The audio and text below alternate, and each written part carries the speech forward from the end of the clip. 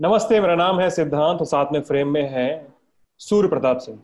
सूर्य प्रताप सिंह जी पूर्व आईएएस अधिकारी हैं और वर्तमान में ट्राइबल आर्मी के संयोजक हैं और स्पोक्स पर्सन हैं। बहुत सारी बातें करेंगे सूर्य प्रताप सिंह जी से। छात्रों का मुद्दा है, कई सारे मुद्दे हैं, बेरोजगारी है। नरेंद्र मोदी का जन्मदिन मनाया जाता है तो उस दिन राष्ट्रीय बेरोजगारी दिवस और नेशनल अनएम्प्लॉयमेंट डे के ट्रेंड चलते हैं ट्विटर पे। कई सारी प्रतियोगी परीक्षाओं के speak up for SSC, railway, तमाम प्रतियोगी परीक्षाओं के हैशटैग्स ट्रेंड करते हैं। जवाबदेही सोशल मीडिया से तय होती है तब उस समय जब हम और आप अपने घरों में बने। तो बातें तो बहुत सारी हैं। सूर्य प्रताप जी, बहुत शुक्रिया बात करने के लिए। सबसे पहला सवाल, ये ट्राइबल आर्मी क्या है? देखिए, नाम ट्राइबल आर्मी रखा है, लेकिन ये वास्तव में ट्राइबल्स के वेलफेयर के लिए, सोशल जस्टिस के लिए काम करती है। और ये राजस्थान बेस्ड ऑर्गेनाइजेशन है जो हमारे सहयोगी मीना साहब हैं वो चलाते हैं। और उत्तर प्रदेश में 5 ट्राइब हैं जिसमें जो तराई क्षेत्र में है। और आप देखिए, जो दलित चिंतन की बात होती है या सामाजिक न्याय की बात होती है, तो जो शेड्यूल कास्ट हैं उनके लिए तो बहुत पैरोकार खड़े हो जाते हैं क्योंकि उनकी संख्या ज्यादा है। लेकिन जो ट्राइबल की संख्या है वो देश में कम है, उत्तर प्रदेश में तो बहुत कम है, नगण्य है पूरी आबादी की। तो उनका मुद्दे नहीं उठते हैं। उनके यहाँ जैसे चाइल्ड इन्फेंटिसाइड से, या जिनके यहाँ माल नरिशमेंट है बच्चों का, जो बच्चियों में खास तौर से, उदाहरण के लिए श्रावस्ती में जो बच्चियों के मैं जो माल न्यूट्रिशन पे काम करता हूँ, जो कुपोषण पे काम करता हूँ मैं क्लिंटन फाउंडेशन के साथ में, तो वो वहां पे करीब 43 से 47% तक ये बच्चियों के अंदर माल न्यूट्रिशन है। तो ट्राइबल आर्मी का जो गठन किया गया है, नाम इसका आर्मी दिया गया है ताकि यूथ अट्रैक्ट होता है उससे कि ये आर्मी है। यूथ को चाहिए एक रेजिमेंटेशन, यूथ को चाहिए एक अनुशासन और एक जोश चाहिए, उसके लिए नाम रखा गया है। लेकिन ये वास्तव में सोशल जस्टिस के लिए काम करने वाली एक ऑर्गेनाइजेशन है जो इसी देश में नहीं, ये अन्य देशों में भी इसकी पहचान है, जैसे ब्राजील है, चिली है, और कई देशों के प्राइम मिनिस्टर तक भी जुड़े हुए हैं इसके अंदर। चलिए, ये तो ट्राइबल आर्मी पे बात हो गई। अब सूर्य प्रताप जी से थोड़ा सा पीछे से बातचीत शुरू करते हैं। सूर्य प्रताप जी 1982 बैच के आईएएस अधिकारी हैं ना आप? जी, 82 बैच के। और कई लोगों को, अभी आप लोग जैसे हम लोग शुरुआत में ट्रेंडिंग की बात कर रहे थे, तो दर्शकों को पता है कि कई सारी चीजें ट्रेंड होती हैं। और इस समय सूर्य प्रताप जी का एक हालिया वाकया मैं बताना चाहूंगा कि उन्होंने कोरोना की टेस्टिंग और कोरोना के यूपी में कोरोना को कैसे हैंडल किया जा रहा है, इस पर कुछ ट्वीट किए और उन ट्वीट के बाद इन पर एफआईआर दर्ज हो गई। ऐसा कुछ हुआ था ना सूर्य प्रताप जी? देखिए, मैं ट्विटर पे नहीं था पहले, आप जानते हैं जो मेरे साथ जुड़े हुए हैं। मैं फेसबुक करता था पहले। और जो पुराने आंदोलन 2014 के बाद जो छात्र आंदोलन, जो भी लोक सेवा आयोग, उत्तर प्रदेश लोक सेवा आयोग वगैरह के इलाहाबाद में किए, बनारस भी बीएचपी आया हूँ मैं, और पूरे प्रदेश में गया हूँ, अलीगढ़, हापुड़, मेरठ, सब जगह गया हूँ, अभी भी जाता रहता हूँ। तो ये वास्तव में जो मैं फेसबुक ही करता था, उसी पर स्टोरी लिखा करता था। पूर्व सरकारों के भ्रष्टाचार की स्टोरी लिखता था मैं, अकर्मण्यता की स्टोरी लिखा करता था, जिसमें विभिन्न प्रोजेक्ट्स को के जो भ्रष्टाचार होते हैं उनके लिखता था। लेकिन फेसबुक का मैं जानता हूँ आउटरीच बहुत ज्यादा है, लेकिन फेसबुक के लिए समय बहुत चाहिए होता है कि आपको बैठ के कंप्यूटर में बैठ के स्टोरीज लिखना है। जब तक आप स्टोरी के फॉर्म में नहीं लिखते हो तो वो जो उसका जो दर्शक है या उसका जो पाठक है, उनको मजा नहीं आता पढ़ने में, क्योंकि वो फेसबुक लंबा पढ़ना चाहता है, फेसबुक लंबा अलाउ भी करता है लिखना। फिर मुझे लगा कि मेरे पास इतना समय नहीं है, क्योंकि मैं तमाम जगह काम कर रहा हूँ इस वक्त में, कई ऑर्गेनाइजेशन साथ काम करता हूँ, फिर मैं विश्व बैंक के साथ काम करता हूँ, मैं अमेरिका जाता रहता हूँ, तमाम दुनिया में जाता रहता हूँ। मुझे लगा मेरे बस की वो फेसबुक पे बैठ के, लैपटॉप पे बैठ के स्टोरी बनाना जो है वो नहीं है। तो मुझे लगा ट्विटर, लोगों ने मुझे बताया कि बड़ा हैंडी है, आप कहीं से भी बैठे, कहीं भी बैठे हुए हैं, आप गार्डन में बैठे हो, नीचे बैठे हो, फटाक से 2 लाइन ट्वीट कर दिया। तो आपको विश्वास नहीं होगा, मैंने ट्विटर अकाउंट तो खोला था 2014 या 15 में, लेकिन मेरे 2000 फॉलोअर थे खाली, क्योंकि मुझे पता ही नहीं था कौन फॉलो कर, मैं लिखता ही नहीं था, तो फॉलो क्या करते हैं। तो फिर मैंने ये 10 जून को मैंने फर्स्ट ट्वीट डाला, लिखना शुरू किया। बाकी ट्वीट तो मेरे सब कभी लिखा ही नहीं था, परिचय वगैरह लिखा था, प्रोफाइल पिक्चर वगैरह थी उसकी। तो 10 जून को मैंने पहला ट्वीट डाला, इसी 10 जून को जो अभी बीती है, 2 दिन 2020 20 में, हाँ 2020 को पहला ट्वीट डाला था मैंने। अच्छा। इसी को, और 11 तारीख को मेरे खिलाफ FIR दर्ज हो गई। ये वही ट्वीट था तो जिसकी मैंने हम कहा बात कर रहे हैं? उसी ट्वीट की जो मैंने कोरोना पे डाला था, और मैंने ये लिखा था ना, मैं ट्विटर पे आ गया हूं और ये कोरोना का मैं प्रश्न उठाना चाहता हूं। चीफ सेक्रेटरी से पूछा था मैंने कि भाई आप जो कोरोना की जो आप लोगों को कह रहे हैं, जिलाधिकारियों को वो कह रहे थे मीटिंग में, हड़का रहे थे कि भाई तुम इतने सैंपल भेज रहे हो और हमारे पास टेस्टिंग कैपेसिटीज बहुत कम है, क्योंकि शुरू शुरू में टेस्टिंग कैपेसिटी थी भी बहुत कम थी। तो तुम लोगों को इनाम मिलेगा इतने सैंपल भेजने का, जब हम 15 दिन में 10 दिन में सैंपल की जांच ही नहीं कर पा रहे।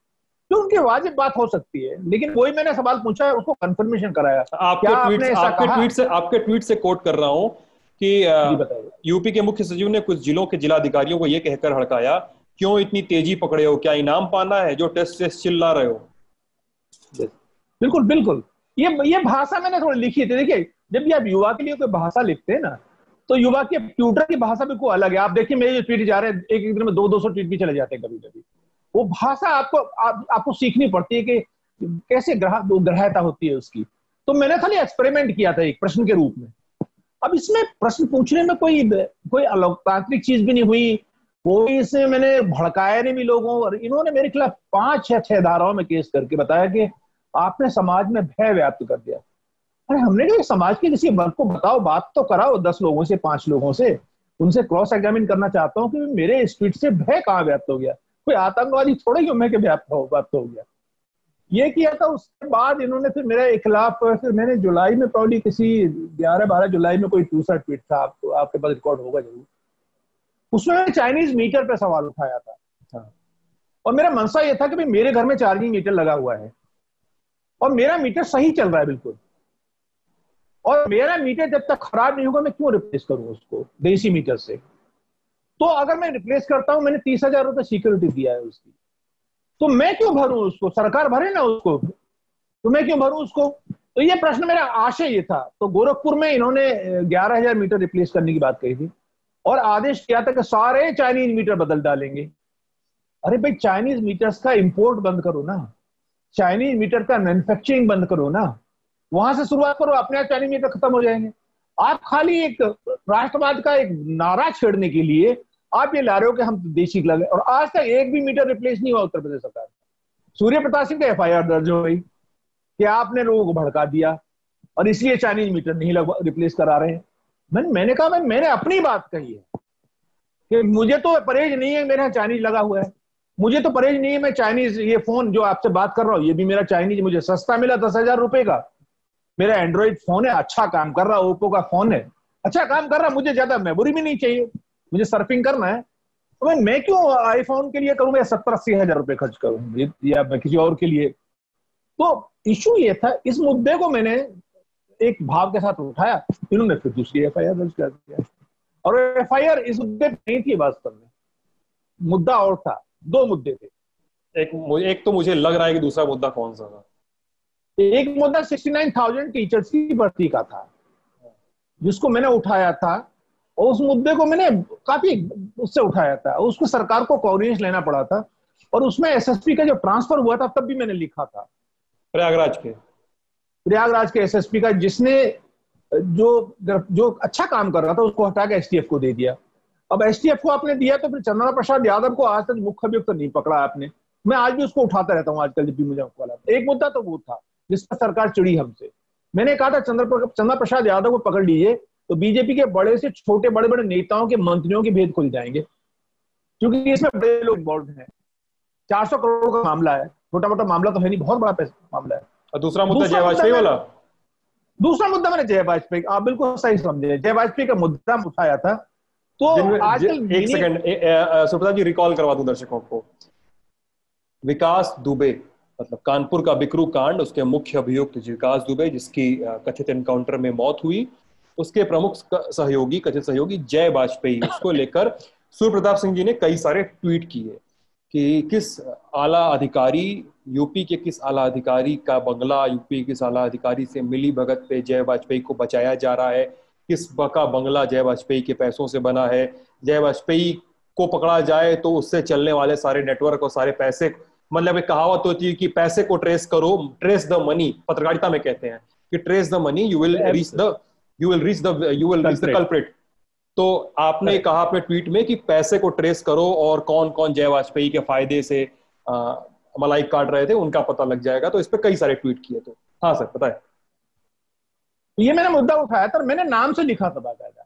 मैंने कहा था भाई, प्रदेश के अंदर मिनी मुख्यमंत्री के रूप में जाने वाले हमारे नौकरशाह, जो मेरे बहुत अच्छे दोस्त हैं, परिचित हैं, अवनीश अवस्थी जो ACS हैं आजकल, उनका उनके शादी में, बच्ची की शादी में आता है वो, फोटोग्राफ में है वो। उनके ससुर की डेथ होती है तो उनका श्राद्ध मनाता है वो, फल वितरण करता है, फोटोग्राफ में उसके, और ताऊ जी कहता है उनको। तो भाई कोई जरूरी थोड़ी हमारे 300 रिश्तेदार हैं, कोई अपराध करे तो मैं जिम्मेदार थोड़ा ही हूं उसके लिए। मैं, मुझे क्लैरिफाई करना चाहिए, मेरा इससे कोई मतलब नहीं है। जो बाद में इन्होंने किया और मेरे आग्रह पे, मेरे दबाव बनाने पे उसको गैंगस्टर एक्ट में ही पकड़ा, 37 दिन तक गिरफ्तार नहीं हुआ वो। जब मैंने उसको मुद्दा बनाया तो उसको गिरफ्तार करना पड़ा, गैंगस्टर लगाना पड़ा। उसके तीनों भाइयों को गैंगस्टर लगाया इन्होंने। मैं आभारी हूं सरकार का, सुन ली ये बात सरकार ने, लेकिन मुझ पे FIR कर दी, उनको गैंगस्टर लगाया, मुझ पे FIR कर दी। तो ये अब वो है क्या, सरकार अहंकार में रहती है ना, उसको लगता है कि भाई डर जाएंगे, कदमों में आ जाएंगे, घुटने पे आ जाएंगे, कहेंगे अरे योगी जी मुझे माफ कर दीजिए, अरे अवनीश जी भाई मुझे माफ कर दीजिए। अब हम, इतना उम्र हो गई हमारी, लड़ते लड़ते लड़ते लड़ते, नौकरी में लड़ते लड़ते, अब क्या खाक मुसलमान होंगे, अब कहाँ घुटने पे आएंगे हम। अब तो टूटना मंजूर है, जेल जाना मंजूर है, अब क्या। अब तो जो जीवन का समय बचा है, 10-15 एक्टिव जो साल है मेरे, तो समाज के लिए मुझे देना है, कम वाट में, उसमें अस्तित्व समाप्त हो जाए तो कोई बात नहीं, क्या फर्क पड़ता है। सूर्य प्रताप जी के साथ एक दो जुड़े वाक्य हैं। गायत्री प्रसाद प्रजापति, जिनको कुछ दिनों पहले बेल मिली और बेल बॉन्ड भी नहीं भर पाए कि दोबारा जेल जाना पड़ गया जालसाजी के मामले में। तो उस समय यूपी में एक IPS अधिकारी पोस्टेड थे, अमिताभ ठाकुर। उन्होंने और उनकी पत्नी नूतन ठाकुर ने गायत्री प्रसाद प्रजापति का मुद्दा उठाया। 2015 की बात है ना ये 2015 में। हाँ, तो उनका मुद्दा उठाया था और काफी सपा की सरकार थी और उस समय सुप्रताप जी ने काफी ज्यादा मुस्तैदी से, काफी ज्यादा तत्परता से अमिताभ ठाकुर का साथ दिया था। उस समय कैबिनेट मंत्री हुआ करते थे गायत्री प्रजापति। वो बहुत प्रभावशाली थे, बहुत प्रभावशाली थे। कहा जाता है कि बहुत दिनों तक गिरफ्तार ही नहीं कर सके, फरार चल रहे थे। कहानियां चलती है उनके बारे में कि उन्होंने पीला कार्ड से शुरुआत की थी अपनी पॉलिटिक्स की और अकूत संपत्ति के मालिक हो गए थे। हाँ, तो एक ये है, गाड़ियों में बोरे में पैसा भर के चलते थे वो, गाड़ियों में। बताते हैं लोग, किंवदंतियां हैं ना, जैसे होती है ना डाकू मोहर सिंह की किंवदंतियां हैं बहुत सारी, ऐसे बड़े बड़े डाकुओं को हुआ करती थी। आजकल जो है ये विधायक, मंत्री और सांसद के रूप में बहुत सारे लोग ऐसे हैं जो डाकू के फॉर्म में है। बोरियों में पैसा भर के चलते थे ये लोग, एक बोरी यहाँ फेंक दिया उसके यहाँ, एक बोरी उसके यहाँ फेंक दिया। तो ये, मैं तो खैर नर के कीड़े ही कहता हूं, लेकिन इनकी नियत ही ये थी और इसलिए आज जेल की सलाखों के पीछे हैं। और मैं थैंक यू बोलता हूँ नूतन ठाकुर को, अमिताभ ठाकुर को। हम लोगों ने साथ दिया, ठीक है, लेकिन असली हीरो तो वही है। सुप्रताप जी, आपको सस्पेंड भी उसी समय किया गया था ना शायद? नहीं, मैं सस्पेंड नहीं हुआ, ये अखबार, न्यूज़पेपर में गलत खबर चली है एक्चुअली। अच्छा, न्यूज़पेपर नहीं चली थी साहब, ये किसी मीडिया ने, किसी ने चला दिया था, सस्पेंड हुआ। मैं तो कह रहा था मुझे निलंबित करो, मांग की थी मैंने, मेरा दोष है, मुझे सस्पेंड करके विभाग की कार्रवाई करो। अब उसमें उन्होंने शब्द लिख दिया कि सस्पेंड हुआ, तो मैं सस्पेंड तो नहीं हुआ था। हाँ, इतना जरूर है कि विभागीय कार्रवाई जो करना और तंग करने की, वो तो सब आज भी ये सरकार कर रही है। आज भी 4 बार पुलिस मेरे घर आ चुकी है, 2 मुकदमे दर्ज हैं। 5 तारीख का अभियान हमने चलाया था, 5 तारीख को 5 बजे वाला, 5 सितंबर का। 9 तारीख को 9 सितंबर का अभियान चलाया था, ताली थाली का था, फिर मोमबत्ती वाला कार्यक्रम था, तब भी पुलिस आई थी। और ये जो अभी 17 तारीख का, अभी कल का कार्यक्रम खत्म हुआ है, इससे पहले भी पुलिस आई थी। 17 को फोन भी आया था उनका कि सर ये प्रधानमंत्री का दिन है और इसको ऐसे नहीं मनाना चाहिए। मैंने कहा छात्रों को, मैं कोई नेतृत्व नहीं कर रहा हूं, मेरा कोई नेतृत्व नहीं है, मैं तो सहयोगी के रूप में, प्रेरक की भूमिका में 2014 से हूं। मुझे कोई नेता तो बनना नहीं है, मंत्री विधायक सांसद तो बनना नहीं है, मैं किसी पॉलिटिकल पार्टी तो हूं नहीं। तो मैं तो खाली मुद्दा उनको उत्साह बढ़ा देता हूँ, थोड़ा सा उसको एक कोऑर्डिनेशन कर देता हूँ, ताकि वो, चूंकि बच्चे हैं, अब उनको इतना अनुभव नहीं है, तो एक लाइन दे देता हूँ, डायरेक्शन, उनको भी ऐसा करना उचित रहेगा। तो फिर वो जितना मान लेते हैं, नहीं मानते तो नहीं मानते, भाई बच्चे हैं, और बंदर में ज्यादा फर्क थोड़ी होता है।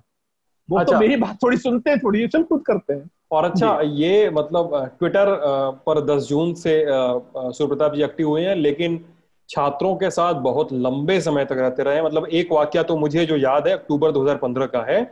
उस समय उत्तर प्रदेश राज्य लोक सेवा आयोग में जो उस समय चेयरमैन थे, अनिल यादव नाम था ना सूर्यप्रताप जी? जी जी, अनिल अनिल यादव जी।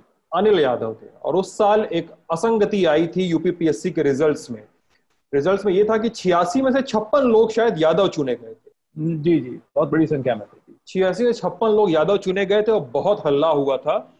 सूर्य प्रताप जी ने आपने उसके बाद हाई कोर्ट में मामला गया और हाई कोर्ट ने बर्खास्त कर दिया था अनिल यादव को। और जांच के आदेश दिए थे।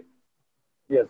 और आप छात्रों के साथ जश्न मनाने पहुंच गए थे छात्र संघ भवन में, यूनिवर्सिटी के, इलाहाबाद यूनिवर्सिटी के। हाँ जी, हाँ जी, जी हाँ जी, बहुत अच्छा जश्न था वो। और वो जश्न ऐसा था, उस वक्त मैं नौकरी में भी था, आपको प्रमुख सचिव था एक्चुअली। और मैं उस दिन एक मीटिंग में गया था सर्किट हाउस में, और ये बच्चे वहां आ गए थे, क्योंकि मैं सपोर्ट तो कर ही रहा था उनको। कि बच्चों ने कहा सर हम लोगों मीटिंग चल रही थी सर्किट हाउस में?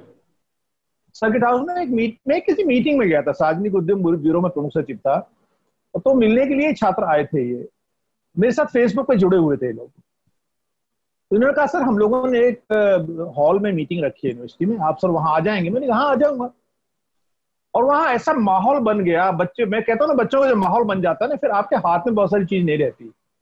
और मैं यूथ को, युवा को कभी निराश नहीं करता हूँ, क्योंकि मुझे लगता है कि ये यूथ है, जो युवा है ना, यही देश का भविष्य है। अच्छा है, भला है, बुरा है, जैसा भी है। और मैं कहता हूँ अच्छा भला बुरा का अच्छा ही है वो, क्योंकि उसको बनाने वाले, बुरा बनाने वाले नेता नगरी है। बच्चे तो अच्छे ही होते हैं, बच्चे में बुराई नहीं है। मेरे तो यहाँ घर के सामने आते हैं, गाली दे के जाते हैं, कुछ गमछा डाल के ऑरेंज कलर का आ जाते हैं कई शाम को, तो मैं बाहर निकल आता हूँ। तो मैंने कहा रुको रुको रुको, कहाँ जा रहे हो? बोला नहीं नहीं नहीं, हम तो, मैंने कहा रुको एक बात सुनो, तो चाय पी के जाओ, गुड़ चना रखा ये खा के जाओ, और खड़े होके अच्छी तबीयत से गाली दो मुझे, ताकि लोगों को, आसपास के लोगों को पता चले कि ये बहुत गंदा इंसान यहाँ रहता है। नहीं कि तुम लोग गाली देते हो, मुझे सुनाई नहीं देती, तो आस पड़ोस के लोगों को कैसे कैसे सुनाई देगी? तो कहते हैं अरे सर गलती होगी सर, नहीं करेंगे। मैंने कहा नहीं नहीं, मैं कोई पावर में थोड़ा ही हूँ, आप मुझे गाली देके चले जाओ। तो यूथ को भ्रमित कर देते हैं ना, जैसे मैं ट्यूट कर रहा हूँ।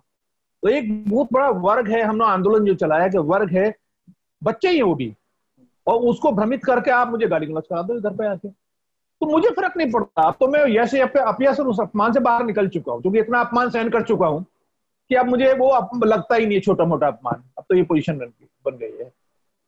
सूर्य प्रताप जी ये तो, हाँ बताइए सॉरी। वो आंदोलन जो वहां से चल के फिर उन्होंने कहा सर हम गांधी प्रतिमा तक चल रहे हैं मोमबत्ती लेके, छात्र संघ भवन से। हाँ, अब गांधी प्रतिमा में जा रहे हैं, तो अब बच्चे हैं, तो बच्चे तो भाई सरकार के प्रतिनिधियों को अपना नारेबाजी भी करेंगे। और कुछ बच्चे ऐसे हैं जो माँ बहन की गाली भी दे देते हैं। अब उसमें उसको रोकना, आक्रोश को, आवेश को, तो किसी के बस की नहीं है। पुलिस भी आ जाए उस भी नहीं करेंगे। तो एक सीओ थे वहां पे, अच्छा मुझे सरकार ने उस वक्त क्या कहते हैं वो, सिक्योरिटी मेरे पीछे पीछे चल रही थी। तो मैंने सिक्योरिटी वाले से कहा, मैंने कहा माहौल थोड़ा बदल गया है, तुम ये सिक्योरिटी वापस ले जाओ और मेरी सरकारी गाड़ी भी वापस ले जाओ, मैं बच्चे की मोटरसाइकिल पर आ जाऊंगा, नहीं तो फिर ये दृश्य दूसरा हो जाएगा कि भाई सरकारी सेवक भी कर रहे हैं। और वहां जाके फिर गांधी प्रतिमा पे माल्यार्पण किया। उसी के पास तो वो भी था, आयोग भी था। अब बच्चे जब आयोग के सामने गए तो वहां भी काफी नारेबाजी हुई, और उन्होंने बच्चे तो अब फिर कुछ चीजें ऐसी हो जाती हैं जो हमारे नियंत्रण में नहीं है। अच्छा सूर्य प्रताप जी, मतलब आप उस समय तो सेवा में थे, मतलब ये एक जेन्युइन सवाल है, कई सारे लोग पूछते भी हैं, क्या जो डीओपीटी की गाइडलाइंस हैं नौकरशाहों के लिए, ब्यूरोक्रेट्स के लिए, क्या वो ऐसी छूट देते हैं ब्यूरोक्रेट्स को कि वो छात्रों के साथ प्रोटेस्ट में शामिल हो, या उनके साथ दिखें, कहीं मंच पे दिखें, तस्वीरें उनके साथ आए? मैंने इसको एक मुद्दे के रूप में रखा था। सरकार ने मुझसे जवाब पूछा था, और मैंने जवाब दिया। सरकार ने जवाब, ये तभी की है जब लोक सेवा आयोग में जो हुआ था और अखबारों में छपा था कि एक प्रमुख सचिव ने एक प्रोसेशन को लीड किया। तो सरकार ने मेरा जवाब तलब किया था कि भाई आप सेवा में हैं और आप कैसे ये कर रहे हैं। तो मैंने उनसे एक प्रश्न किया था, डीओपीटी के गाइडलाइंस तो अब तो मुझे, क्योंकि लॉ भी कर रहा हूँ, मेरे खत्म होने वाला है, अब तो मेरी टिप्स पे है सारी गाइडलाइंस। मैंने उनसे प्रश्न पूछा था कि भ्रष्टाचार के विरुद्ध आवाज उठाना सेवा के अंदर या सेवा से बाहर, या उस पर कार्रवाई करना, कौन से डीओपीटी की गाइडलाइंस कौन सी है जिसमें मना है, ये बता दीजिए। आप विसिल ब्लोअर एक्ट भी आ गया अब तो आप सरकार के विरुद्ध ही गोपनीय रूप से आवाज उठा सकते हैं, सरकार को ही लिख सकते हैं कि आप भ्रष्टाचार कर रहे हैं। सरकार ने मान भी लिया वो बात, तो मेरा जो मत था वो विंडिकेट भी हो गया। उसमें कहीं गाइडलाइंस में नहीं है कि भ्रष्टाचार के विरुद्ध तो काम करना है, लेकिन भ्रष्टाचार के विरुद्ध आवाज उठाना, चाहे सरकार के अंदर या बाहर, तो उसमें कोई मौन है वो, क्योंकि उनको पहले कभी लगा भी नहीं होगा कि ऐसी परिस्थिति पैदा होगी कि एक IAS अधिकारी कभी भ्रष्टाचार के विरुद्ध भी आवाज उठाने के लिए खड़ा हो जाएगा। और वो एक भाई, मैं तो उस वक्त परिस्थिति बच गया ना उनके पास, मेरा कोई ये तो था नहीं इंटेंशन में जाके वहां प्रोसेशन में शामिल होऊंगा या मैं ये करूंगा। और वो प्रोसेशन का उद्देश्य बहुत अच्छा था कि लोक सेवा आयोग के अंदर भ्रष्टाचार जो हुआ है नियुक्तियों में, उसके विरुद्ध आवाज उठा रहे थे। उस प्रोसेशन में अगर शामिल होते हैं, पुलिस भी चल रही थी साथ साथ में, तो अगर पुलिस चल रही है तो उसको भी माना जाए। मैं कोई नारे तो लगा नहीं रहा था, मैं तो मौन होकर मोमबत्ती पकड़ के चल रहा था। तो जो पुलिस मौन चल रही थी हमारे साथ, मजिस्ट्रेट भी चल रहे थे, वो भी प्रोसेस में शामिल थे, उनके विरुद्ध भी कार्रवाई की जाए। आप समझ रहे मेरी बात? तो मैंने उसको इस तरह लिखा, सरकार ने स्वीकार कर लिया मेरा कि भाई बात तो आपकी सही है, कहीं दिखाई तो नहीं है। सरकार की तरफ से कोई आपत्ति नहीं आई उस पर? नहीं, सरकार से कुछ नहीं, सरकार ने मेरा मत को स्वीकार कर लिया। आपने VRS क्यों ले लिया था सर? तो अब देखिए, मैं 34 साल की नौकरी है, 9 साल तो मैं अमेरिका रहा हूं। कई लोग उसमें ये प्रश्न लगा देते हैं भगोड़ा है, मुझे सब स्वीकार है। ये भगोड़ा कहिए, पकड़ा कहिए, जो भी मर्जी कहिए, उससे कोई फर्क नहीं पड़ता मुझे। मैंने विश्व बैंक में काम किया है, विश्व बैंक में स्कॉलरशिप पे मैंने MBA PhD university of Michigan से किया है, जो दुनिया की बेहतरीन यूनिवर्सिटीज में। मैंने 18 किताबें लिखी हैं, मेरे 28 रिसर्च पेपर्स हैं, मेरे 6 पेटेंट्स हैं। ये ऐसे ही नहीं हो जाता है।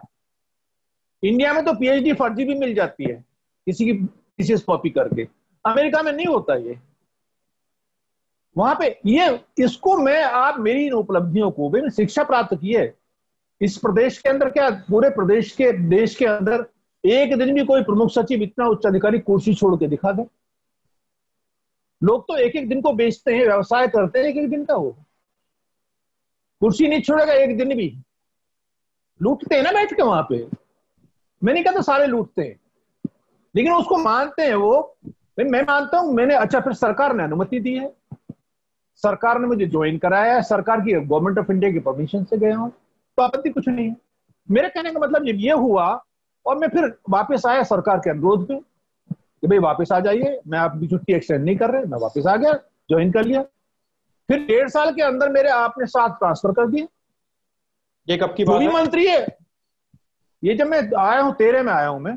अच्छा, 15 में छोड़ी थी नौकरी मैंने, तो मेरे 7 ट्रांसफर कर दिए इन्होंने हर एक बार में। और मैं सोचता हूं मंत्री मेरी तारीफ कर रहा है, वो मंत्री मेरे ट्रांसफर करा रहा है। जैसे उदाहरण के लिए माध्यमिक शिक्षा विभाग में था मैं प्रमुख सचिव, नकल रोको अभियान चलाया था, अगर आप कोई ध्यान हो तो। मैंने पूरे प्रदेश में नकल रोको अभियान चलाया था। चीटिंग बहुत होती है, मास कॉपिंग होती है। 1.5 महीने रहा उस विभाग के अंदर में। मैंने मंत्री से अनुरोध किया, मैंने कहा साहब नकल से बहुत बदनामी है, आप अगर उसको रुकवा देंगे, मैं रोकूंगा तो आपकी बहुत तारीफ होगी।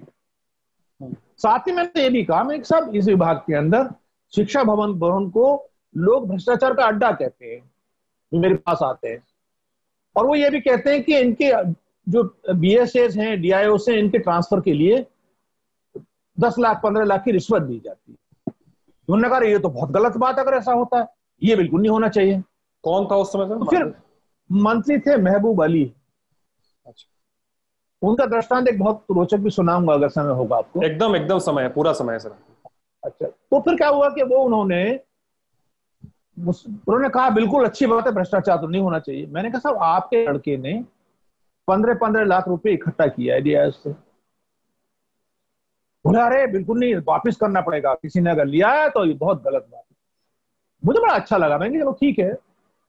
मैं अलीगढ़ में मंडलीय बैठक कर रहा था नकल रोको अभियान की, वहां पे 5 DIOs थे और कमिश्नर भी मीटिंग में बैठे थे, DM भी बैठे हुए थे। तो मैंने कहा भाई देखो, सबसे पहला मुद्दा तो हम ये छेड़ते हैं कि जिसने पैसा दिया है ट्रांसफर के लिए DIOs ने, और जिस मैनेजर और प्रिंसिपल ने सेंटर बनाने के लिए पैसा दिया है, सेंटर बनाने का पैसा चलता था एक्चुअली। तो उस दिन का मुद्दा वास्तव में सेंटर बनाने के पैसे का था, DIOs के ट्रांसफर का नहीं था मुद्दा, वो अलग मुद्दा था। तो सेंटर बनाने का पैसा भी लिया गया था, वो भी 15 लाख 20 लाख इस तरह करके। तो मैंने अनाउंस किया, मैंने कि हमारी मंत्री जी से बात हो गई है, जिनका भी पैसा लिया है डीआर साहब, पांचों खड़े हो जाए यहाँ पे, जिनका भी पैसा लिया गया सेंटर बनाने के लिए वो सब वापस करेंगे डीआरएस साहब। तो मैंने सब डीआरएस से हामी भरवा दिया, और सारे मैनेजर प्रिंसिपल से मैंने पूछा कि मैंने भाई आज निसंकोच बताइए फुल हाउस है ये, किससे कितना कितना पैसा लिया। अब एक ऐसे प्रिंसिपल थे जो मेरे सहपाठी रहे, त्यागी जी, वो मेरा बहुत सम्मान करते थे और बड़ा शान से कहते थे सूर्य प्रताप सिंह जैसा मेरा सहयोगी रहा है। वो खड़े हो गए, 15 लाख मैंने दिए हैं सर, बस शुरुआत हो गई वहां से। और वो अखबारों में अलीगढ़ के यूनिवर्सिटी उसमें छप गया अगले दिन, ये प्रमुख सचिव ने गारंटी लिया मंत्री के बिहाफ पे कि जो पैसा मंत्री के नाम से लिया गया वो सब वापस होगा, नकल सेंटर वाला। हम वहां से मीटिंग करके वापस आए, मंत्री जी ने हमें कहा कि अरे सुबह 7 बजे घर पहुंच जाइएगा। तो नया नया मैं आया था, समझ ज्यादा नहीं हुआ था, मैंने कहा सर वो घर पे नहीं आता हूं मैं मंत्री गणों के। बोले अरे ऐसा क्या, सब प्रमुख सचिव आते हैं। मैंने कहा आप कार्यालय 6 बजे आ जाइए, मैं सुबह 6 बजे आ जाऊंगा।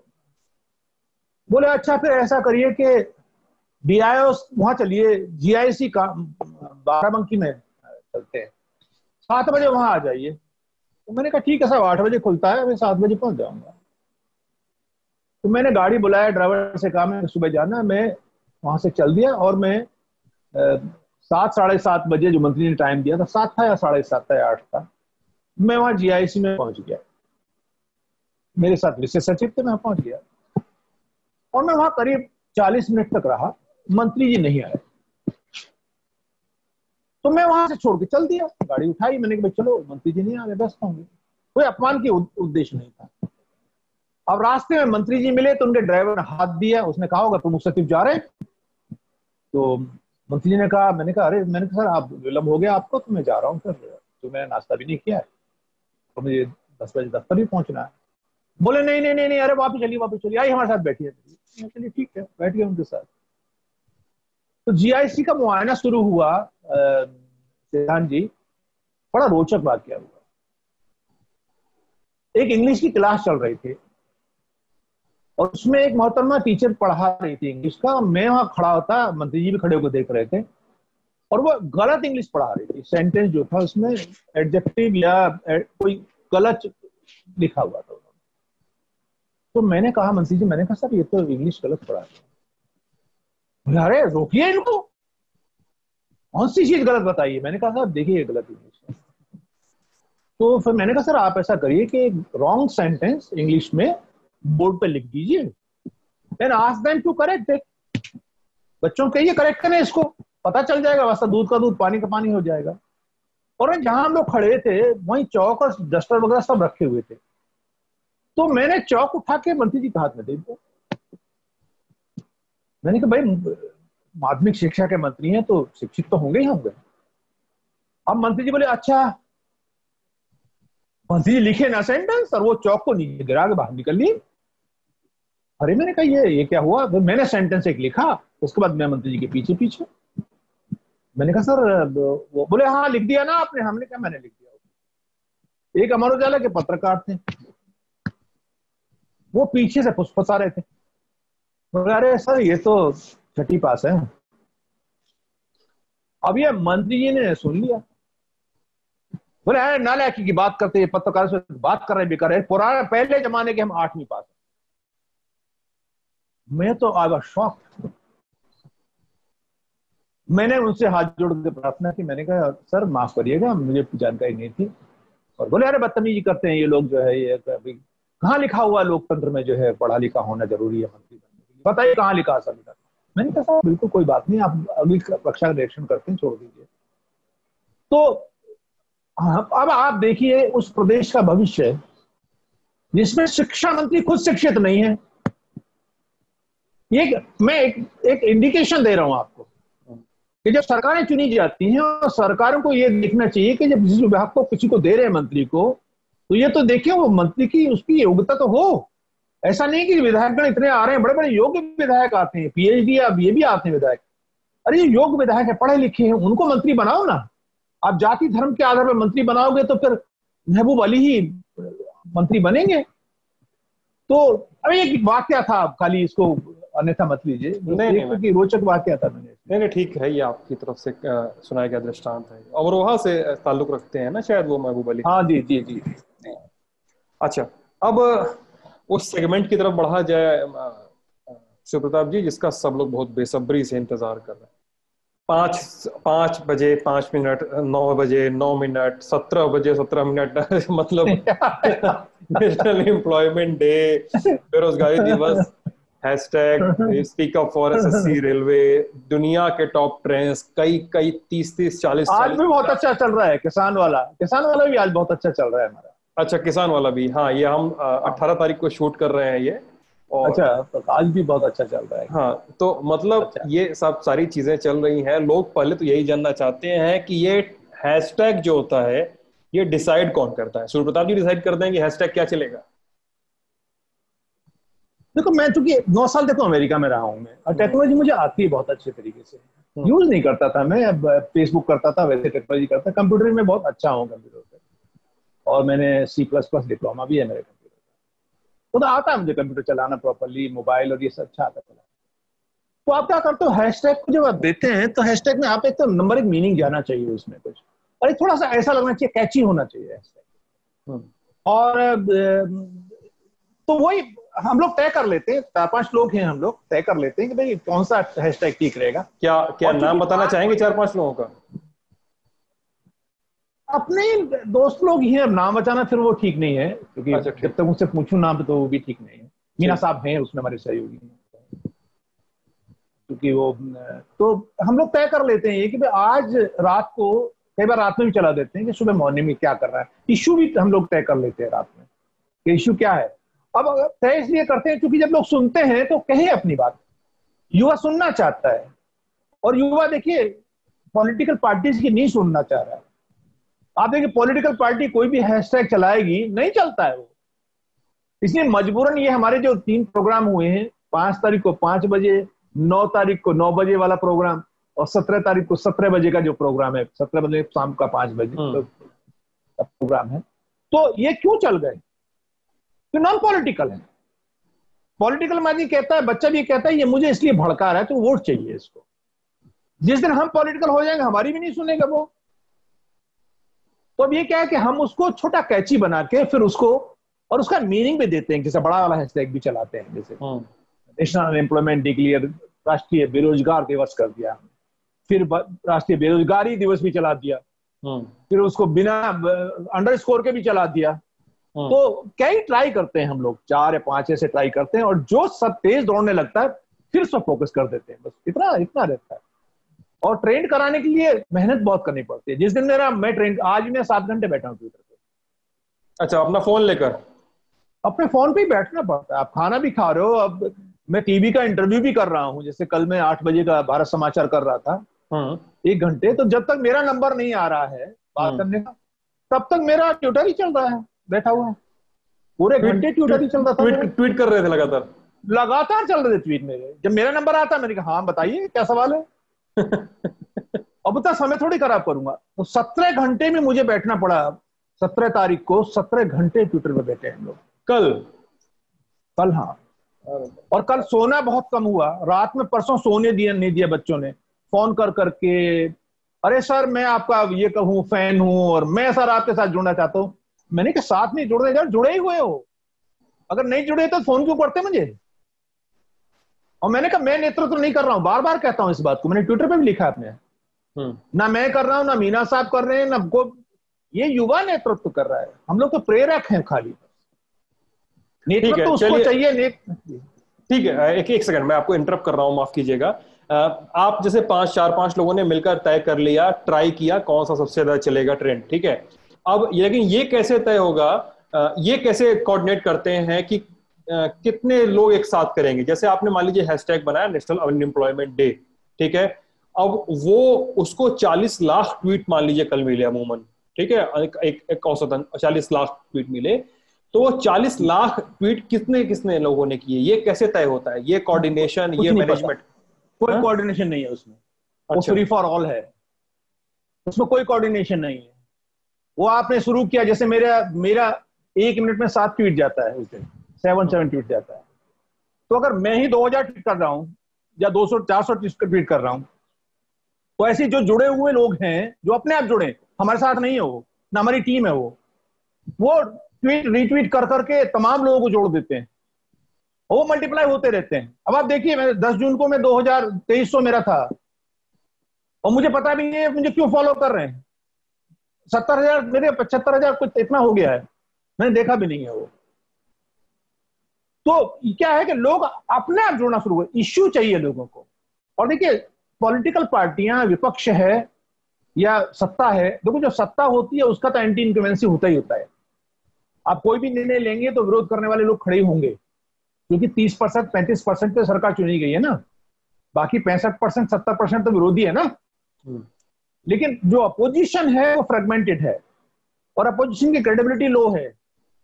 कारण है उसका लो होने का, ये नहीं कि खराब है, मैं नहीं कहता खराब है, अपोजिशन की क्रेडिबिलिटी लो है, इसलिए हैशटैग नहीं चला पाते वो, क्योंकि लोगों ने उनको बरत के देखा है।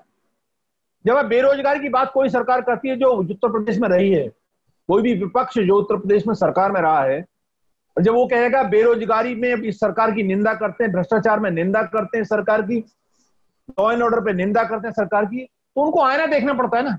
छात्र उनसे कहता तुम क्या करते थे, बोलेगा नहीं, मन के अंदर सोचेगा अरे तुमने ही कौन सा कर लिया, तुमने जो जाति के आधार पर नौकरी दिया था, तुम्हारे यहाँ तो गुंडागिरी बहुत थी, तुम्हारे यहाँ भ्रष्टाचार क्या कम था, तुम तो अपने ही लोगों की सुनते थे। तो क्या है कि उसकी क्रेडिबिलिटी वो खुद महसूस, वो एक पॉस्चरिंग तो करता है वो कि भाई हमें बहुत समर्थन मिल रहा है। इसलिए आप देखिए, मैं समर्थन सारी पार्टियों से मांगता हूं, लिखता हूं मैं उस पर, मुझे बच्चे विरोध भी करते हैं उसमें, मैं इसलिए लिखता हूं, देखते हैं कौन आएगा, और ना आए वो, फिर देखे ट्रेंड होता है अथवा नहीं होता है। तो इसलिए मैं उनको क्रेडिट देता हूं, मैं डिस्क्रेडिट नहीं देता हूं। ठीक है भाई, तुमने ये मदद की, वो खुद जानते हैं कि क्या हैसियत है उनकी। और वो क्या करते हैं कि कोई हरी टोपी पहनेगा, कोई लाल टोपी पहनेगा, कोई झाड़ू करेगा, वो अपना प्रदर्शन करके फोटो खिंचाना चाहते हैं, चाहे 10 बच्चे 20 बच्चे 50 बच्चे टीवी पे चलाना चाहते हैं। हमको उसमें कोई आपत्ति नहीं है, हमें क्या, अगर तुम्हें पॉलिटिकल माइलेज मिलता है ऐसा तुम ले लो, हम तो नहीं ले रहे हैं, लेकिन युवाओं की बात को पहुंचाओ सरकार तक, आप हमारा सहयोग करो। तो सारे विपक्षी दलों को मैं यही कहा करता हूं, आओ हमारे साथ, सहयोग करो। और मैं धन्यवाद भी नाम से करता हूं, अखिलेश यादव जी बहुत धन्यवाद, प्रियंका गांधी जी आपका बहुत धन्यवाद, संजय सिंह जी आजाद जी बहुत धन्यवाद आपका, आपने युवाओं की मदद की। इसमें कोई पॉलिटिकल थोड़े हो गए आप। बीजेपी के एमएलसी का देवेंद्र प्रताप जी का धन्यवाद कहेंगे?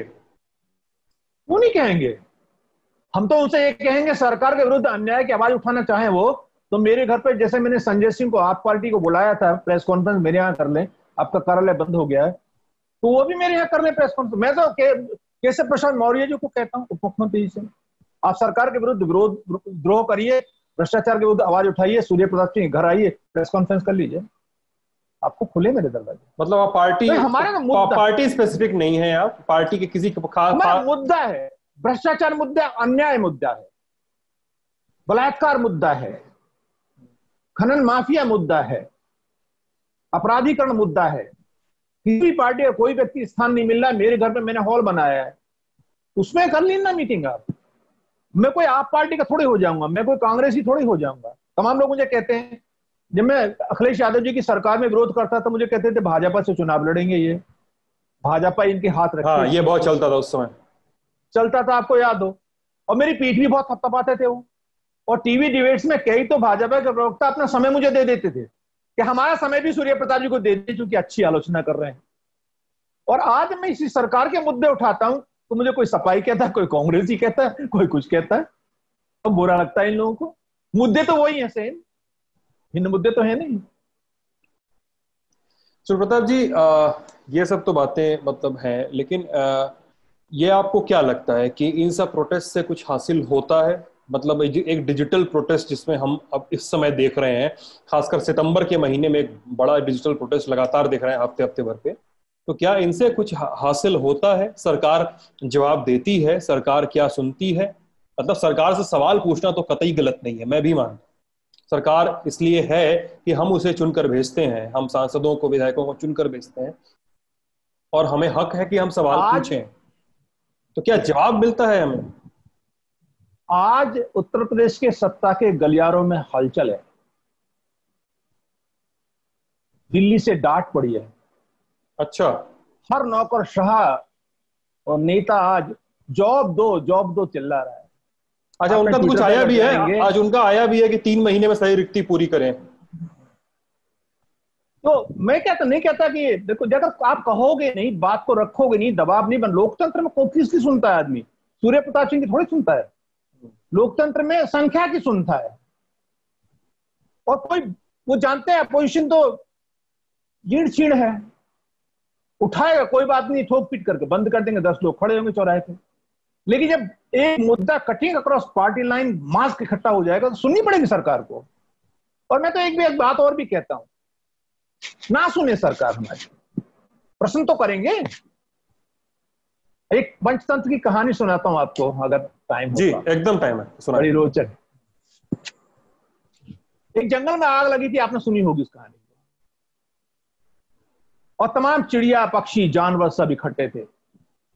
एक तोता बार बार तालाब में उड़ता था, चोंच से पानी लाता था और आग पे डाल देता था, कोई फर्क नहीं पड़ता था।